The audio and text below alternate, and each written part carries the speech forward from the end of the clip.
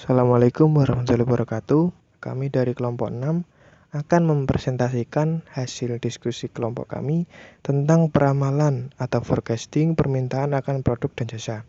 Pertama-tama izinkan saya memperkenalkan anggota kelompok 6, yaitu Marsha Amira Fauzi dengan 3 digit NIM terakhir 196, Yulio Edwin Fernanda dengan 3 digit NIM terakhir 199, Ayu Wulandari Sukoco dengan 3 digit NIM terakhir 208, Listia Lailiatul Agustina dengan 3 digit NIM terakhir 209, Muhammad Afif Nuril dengan 3 digit NIM terakhir 217, dan Aprilia Nuraini Setiawan dengan 3 digit NIM terakhir 225.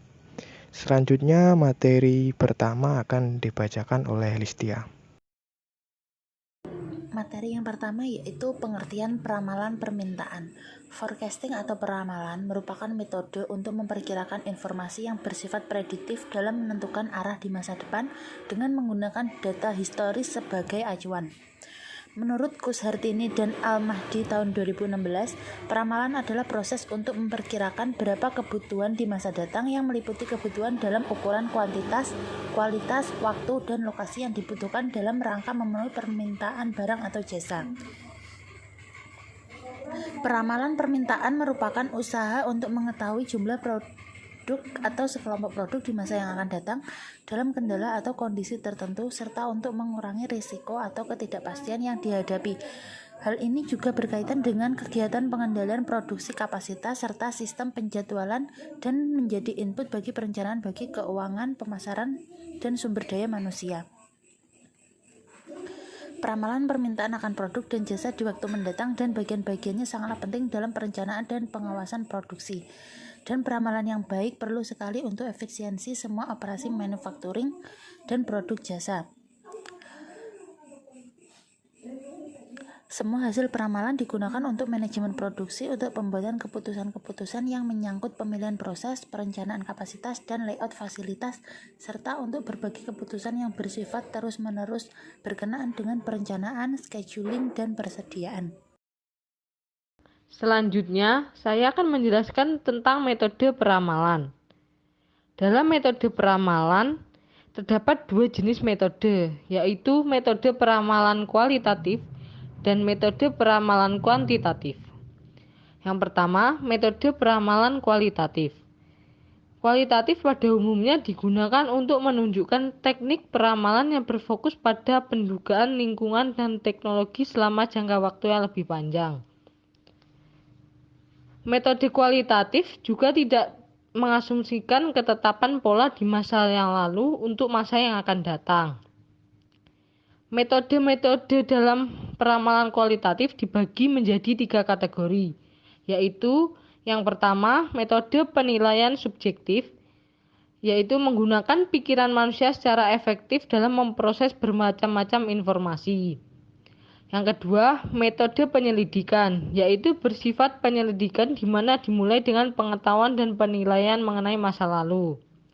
Yang ketiga, metode normatif, di mana dalam metode ini pertama-tama menilai sasaran, kebutuhan, keinginan, misi untuk masa yang akan datang dan kemudian mundur ke masa sekarang untuk mengidentifikasi pengembangan-pengembangan yang diperlukan untuk mencapai sasaran itu. Kedua, metode peramalan kuantitatif. Metode peramalan kuantitatif meliputi metode deret berkala atau time series dan metode kausal. Hasil peramalan yang dibuat tergantung pada metode yang digunakan dalam peramalan tersebut.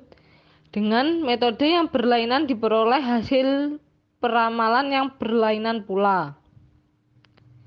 Pendekatan kuantitatif hanya dapat diterapkan apabila memenuhi syarat sebagai berikut. Yang pertama, tersedianya informasi masa lalu.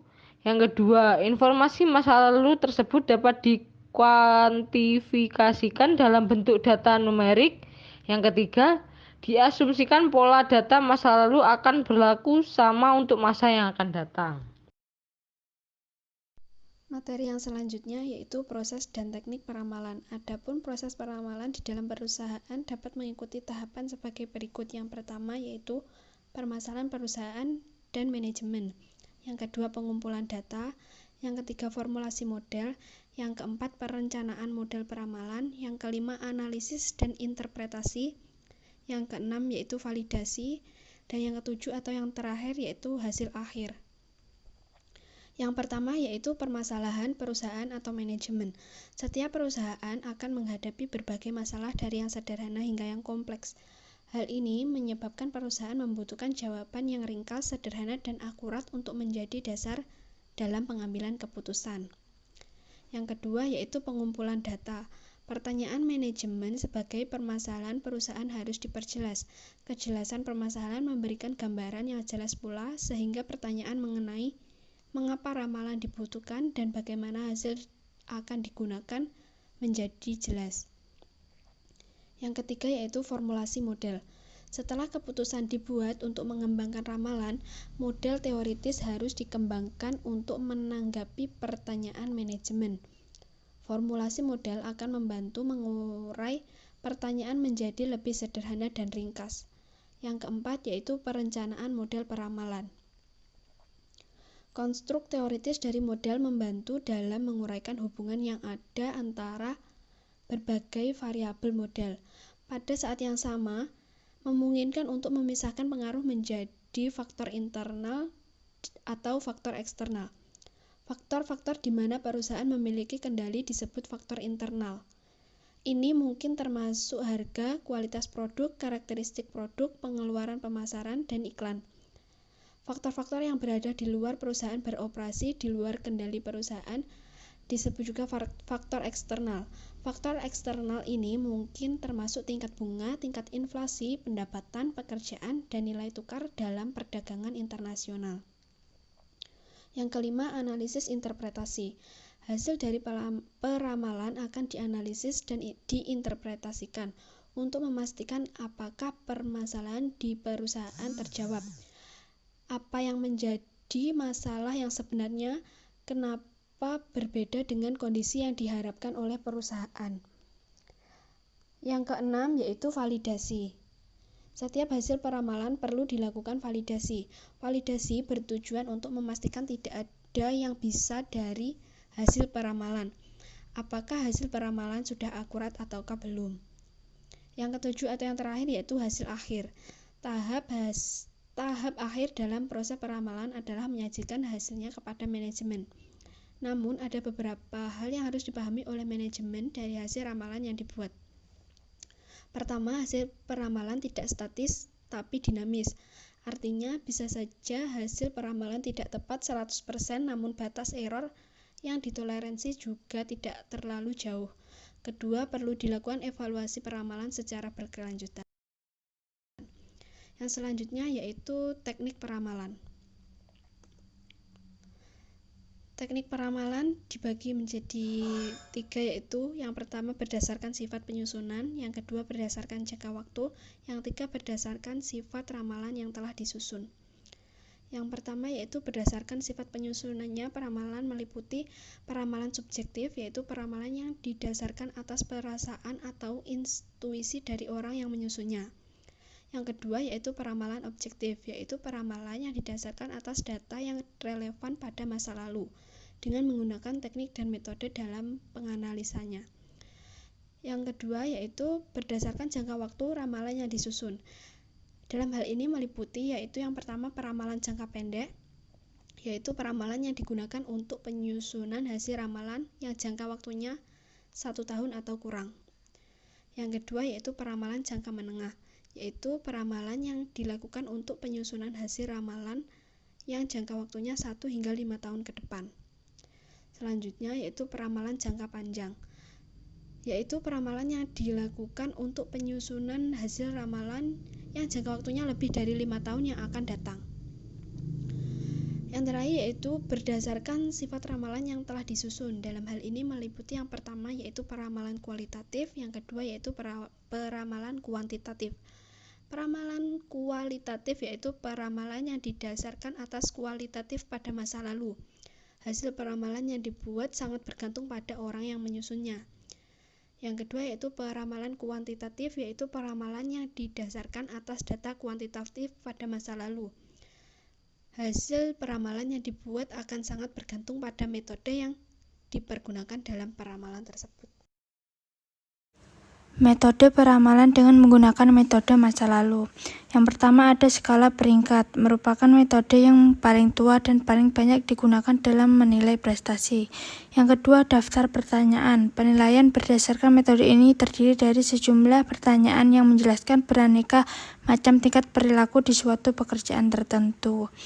Yang ketiga, ada metode dengan pilihan terarah. Metode ini dirancang untuk meningkatkan objektivitas dan mengurangi subjektivitas dalam penilaian.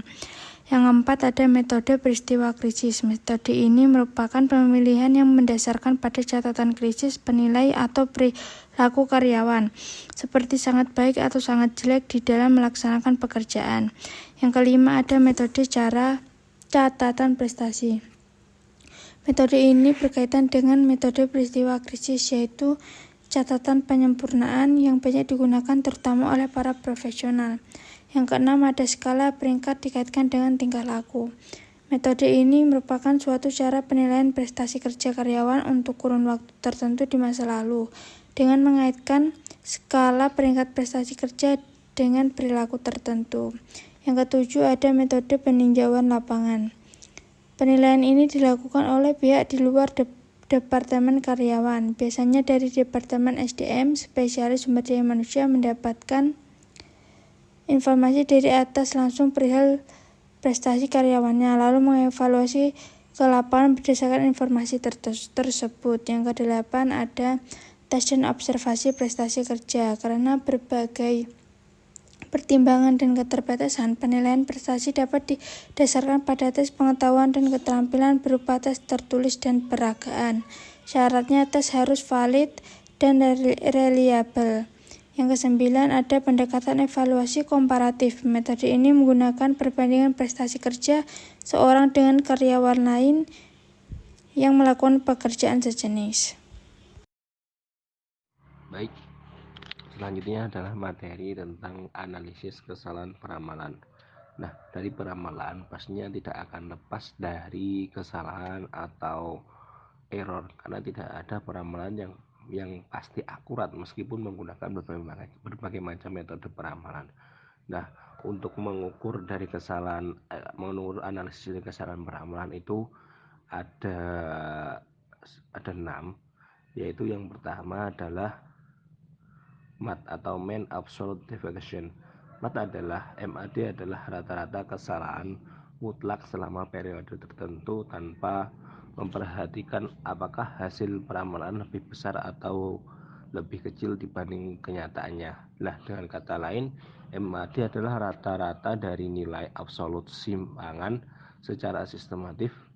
MAD dirumuskan sebagai berikut, yaitu bisa dibaca sendiri, yaitu MAD sama dengan delta AT plus FC per N. Kemudian selanjutnya adalah MSE atau Mean Square Error. MSE dihitung dengan menjumlahkan kuadrat semua kesalahan peramalan pada setiap periode dan membaginya dengan jumlah periode peramalan. Jadi N itu adalah periode peramalan. Kemudian kalau AT bagi FT itu adalah kesalahan peramalan. Nah, apa bedanya dengan MAD tadi? Jadi kalau di MSE itu dikuadratkan dari kesalahan peramalan itu, semua kesalahan peramalan itu dikuadratkan dari setiap periodenya. Rumusnya bisa dibaca sendiri, yaitu MSE sama dengan delta AT min FT per N.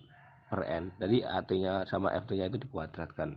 Kemudian selanjutnya adalah MFK, yaitu Mean Forecast Error. MFE merupakan rata-rata kesalahan dengan mengukur perbandingan jumlah error dibagi jumlah periode peramalan data. Nah, MFE sangat efektif untuk mengetahui apakah suatu hasil peramalan selama periode tertentu terlalu tinggi atau terlalu rendah. MFE sendiri juga dihitung dengan menjumlahkan semua kesalahan peramalan selama periode peramalan dan membaginya dengan jumlah periode peramalan secara sistematif. MFE dapat dirumuskan sebagai berikut, bisa dibaca sendiri. Kemudian selanjutnya adalah MAP, yaitu Mean Absolute Percent Error. Mean Absolute Percent Error merupakan ukuran kesalahan relatif. Nah, dari MAPE ini biasanya lebih berarti dibandingkan MAD karena MAP menyatakan persentase kesalahan hasil peramalan terhadap permintaan aktual selama periode tertentu yang akan memberikan informasi persentase kesalahan tertinggi atau terlalu rendah. Dengan kata lain, MAP merupakan rata-rata kesalahan mutlak selama periode tertentu yang kemudian dikalikan 100%. Jadi persentasenya itu lebih akurat gitu daripada yang lain-lainnya. Untuk rumusnya sendiri bisa dibaca sendiri. Kemudian yang selanjutnya adalah CFE, Cumulative Forecast Error. Kesalahan peramalan sama dengan permintaan peramalan secara sistematis yang dapat dituliskan sebagai berikut, yaitu di mana E adalah kesalahan peramalan dan CFE memiliki lebihan yaitu ukuran kesalahan peramalan yang digunakan dengan penjumlahan error peramalan dan kekurangannya adalah akurasi hasil peramalan dan sangat kecil karena hanya menggunakan jumlah peramalan yang sebagai ukuran kesalahannya. Kemudian yang terakhir ada tracking signal. Dari seorang ahli menyatakan bahwa tracking signal yang positif menunjukkan bahwa nilai aktual permintaan lebih besar daripada peramalan. Nah, validasi peramalan dilakukan dengan tracking signal. Tracking signal adalah suatu ukuran bagaimana baiknya suatu peramalan diperkirakan nilai-nilai aktual. Tracking signal merupakan hasil dari running sum of the forecast error yang dibagi dengan mean absolute deviation atau MAD tadi, di mana kegunaannya untuk mengetahui perbandingan nilai aktual dengan nilai peramalan. Nilai tracking signal dapat dihitung dengan menggunakan rumus yaitu sebagai berikut. Bisa dibaca sendiri ya teman-teman. Nah, itu saja presentasi dari kelompok kami. Mungkin dari teman-teman ada yang belum paham dan bisa ditanyakan untuk di sesi pertanyaan berikutnya. Sekian dari kami. Apabila ada kurang lebihnya saya mohon maaf. Wassalamualaikum warahmatullahi wabarakatuh.